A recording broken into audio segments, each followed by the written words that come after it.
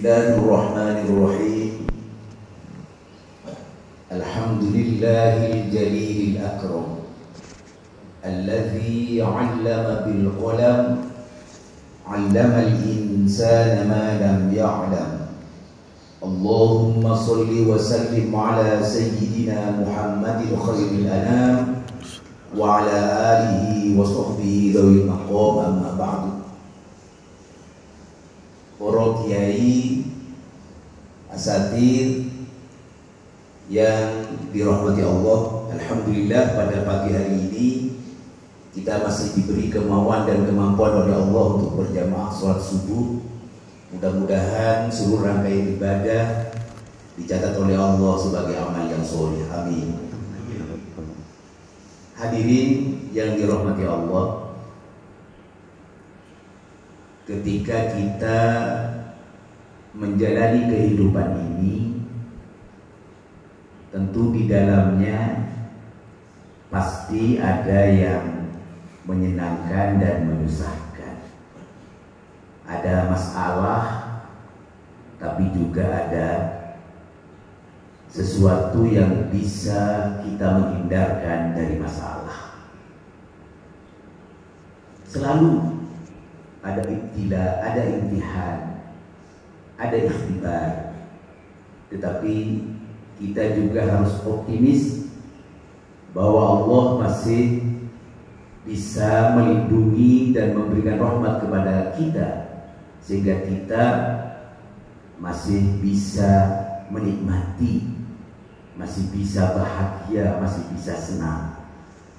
Hadirin, karena kehidupan ini adalah sesuatu yang perlu diperjuangkan, yang dimana kita harus bergerak dari satu nukta ke nukta, dari satu poin ke poin, dari suatu waktu ke waktu, dan dari tempat ke tempat.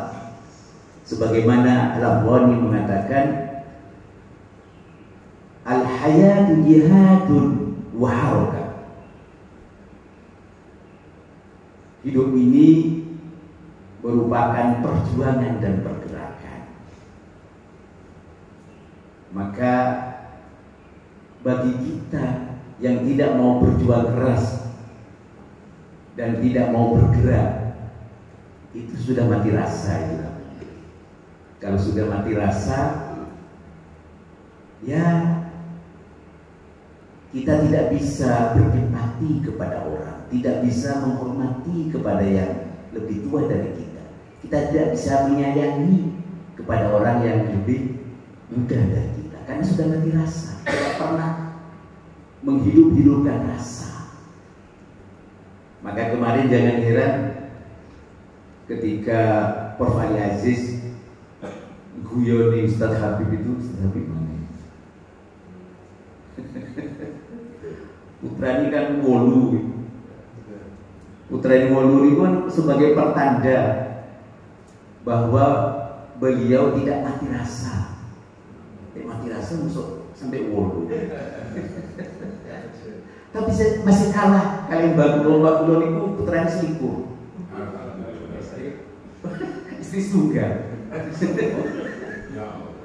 Bahkan pula waktu ngomong-ngomong kali Prof. Zahra, beliau memberikan informasi bahwa salah satu kiai di Gresik, tapi kalau betul paham tiang itu bercita-cita memiliki putra niku 40. Wah, berarti kita belum ada apa-apanya gitu. Walaupun masih hidup rasanya, tapi hampir mati mungkin rasanya. Apalagi masih ada berdua gitu. Baik, kalau kita merasakan sesuatu yang sulit di dalam kehidupan ini, bukan berarti kita negatif, karena itu merupakan nature, tabiat. Saya masih ingat di dalam syarah Ibni Aqil ketika saya mondok, syarah Ibni Aqil ketika mau menjelaskan tentang contoh au bimakna hatta, au bimakna hatta, ada sebuah syair yang dikutip di dalamnya, la astashilanna as-sa'ba au المنى فمن قادت الآمال إلا لصابرين لأستسهلن الصعب. Saya akan menganggap sungguh-sungguh, saya akan menganggap mudah, menganggap enteng kesulitan itu. Al-udrikal muna, sampai saya menggapai cita-cita itu. Alasannya kenapa? Faman qadatil aman, karena cita-cita itu tidak akan digapai, tidak akan diperoleh illa lisobirin, illa lisobirin, kecuali bagi orang yang sabar. Panjenengan kalau sedaya menika meninggalkan rumah di dalam rangka mengikuti sertifikasi pembimbing haji dan umroh itu di sok nggih. Masyarakat toh meninggalkan istri, rumah sampai 7 hari. Tar. Oke, saya setuju. Tetapi dianggap sahih. Harus mengatakan la astasbilan naso'ba. Ini gampang, ini mudah, enteng ini. Walaupun mulai pagi sudah harus bangun mengikuti kegiatan sampai malam, enteng. Katakan saja, kita menjadi penasehat itu tidak selalu harus menasihati orang, tetapi harus lebih sering menasihati diri sendiri. Karena kalau terlalu sering menasihati orang, bisa jadi tidak terlalu baik. Untuk kita bisa menjadi orang yang lebih baik lagi dari waktu ke waktu, seringlah memberi nasihat kepada diri sendiri.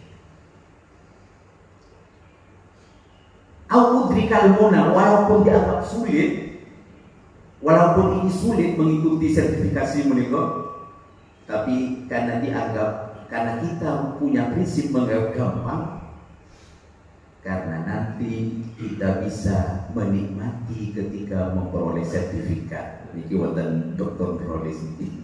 Makanya ini yang bertanggung jawab untuk mewawancarai kita, dan salah satu faktor yang bisa menentukan apakah kita lulus atau tidak. Tapi beliau janji akan meluluskan semua.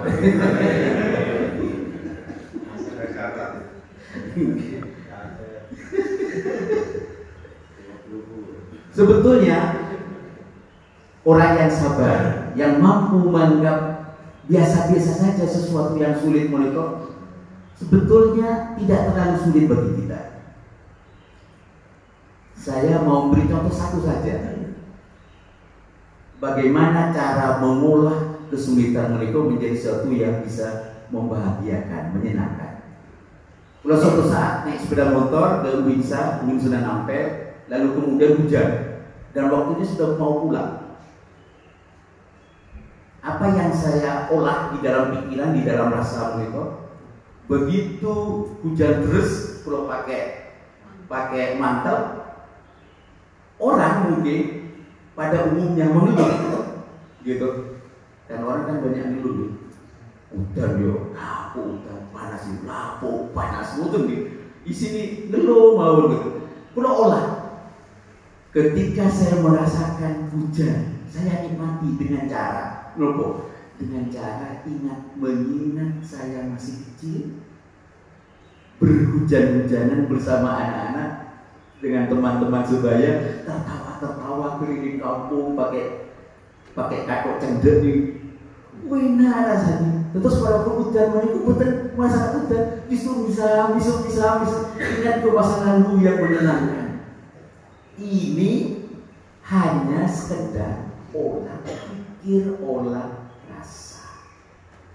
Kita menjadi bahagia, kita menjadi senang, yang dimana orang lain mungkin merasa susah, merasa ngeluh, merasa gak enak gara-gara kita. Contoh riye, contoh kecil. Hadirin yang kula hormati, sebetulnya as-sabir bukan berarti orang yang ketika ada musibah menang dirimu mutan mau buat. Karena as-sabir walladhi yata'allamu walakinnahu yatahammalu alam. As-sabir yata'allam walakinnahu yatahammalul alam. Orang yang dikatakan sabar itu adalah walladzi yata'allam, orang yang tetap merasa menderita, merasa sakit. Usuk tiba betul-betul merasa sakit, betul normal kan? Merasa sakit. Walakinnahu yatahammalul alam, akan tapi dia bisa menanggung derita itu, bisa mengolah derita sakit itu menjadi sesuatu yang positif. Oke. Misalnya kita merasa sulit di dalam mengikuti sertifikasi, merasa sulit, tapi ketika ya Allah, sebentar lagi saya akan mendapatkan sertifikat sebagai pembimbing profesional, lalu kemudian insya Allah saya punya kesempatan untuk membimbing haji bolak-balik betul, maka akan menjadi nikmat, tidak lagi menjadi derita, karena diolah, rasa itu diolah. Apalagi lalu kemudian pakai perbandingan, aku yo nyinyai hidupku lah loh. Tapi ketika kita pakai perbandingan dengan orang yang lebih rendah, ila man fawqahum fid dunya, kita pakai bandingan orang yang lebih sedikit lebih rendah dibandingkan kita dalam hal finansial, lisan kita masih mengatakan alhamdulillah ya Allah, saya dan keluarga masih diberi seperti ini. Enak kan? Semuanya sebetulnya orang hidup di dunia ini karena hidup di bawah bayangan. Tinggal sekarang bayangan ini bayangan rokok. Lek bayangan ini bayangan wong yang lebih sukses dibandingkan kita, lalu kemudian kita menyebabkan menderita, cepat dibuang nih. Tetapi ketika ada bayangan orang lain yang lebih sukses dalam hal yang positif, wong iku luwih ahli, wong iku luwih kaya, misalnya wong iku lebih sosial, wong iku lebih tapi positif. Ikuti mawon pergerakan bayangan yang di atas panjenengan itu. Tapi kalau ketika bayangan menyebabkan pulau panjenengan sedaya justru merasa down, tinggalkan.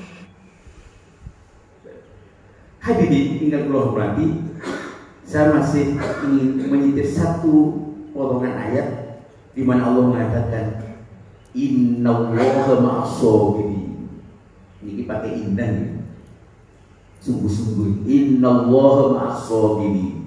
Sesungguhnya Allah menyertai dan beserta orang-orang yang sabar. Jadi kalau kita ingin selalu bersama Allah, disertai oleh Allah di tempat apapun, di waktu apapun, maka kita harus memberikan pelajaran dan belajar diri untuk selalu belajar menjadi orang yang sabar. Karena sabar tidak cukup satu waktu, terus kita harus belajar menjadi orang sabar. Makanya kalau kata konco namanya Prof Soleh orang begini, itu sering kalau pas kepingin marah, sabar ya, sabar. Dilus, sabar. Dinasihati gambar. Karena memang kesabaran itu harus selalu dinasihatkan kepada diri kita dari waktu ke waktu. Pun boten nuwun yang kula aturaken dhateng panjenengan menawi wonten kesalahan kula mohon maaf dan sebesar-besarnya. Assalamualaikum warahmatullahi wabarakatuh.